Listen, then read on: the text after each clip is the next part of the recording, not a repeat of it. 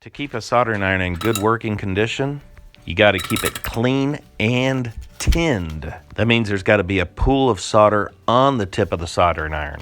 Now you can have a wet sponge and just wipe off the soldering tip each time you solder a component. If dirt builds up, you're not going to have an effective solder joint. Now if I start to see dirt building up, one method I use is take an old cotton t-shirt and clean the tip really aggressively. Now this isn't going to scratch up the tip or damage it in any way. And this is while it's hot, so be careful. You can see there was quite a bit of dirt on there. Now every single time you put your soldering iron away, you want to put it away with solder on the tip.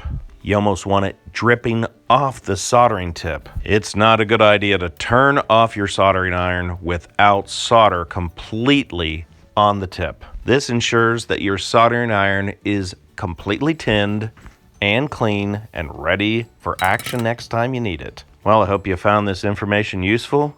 I appreciate your time and thanks for watching.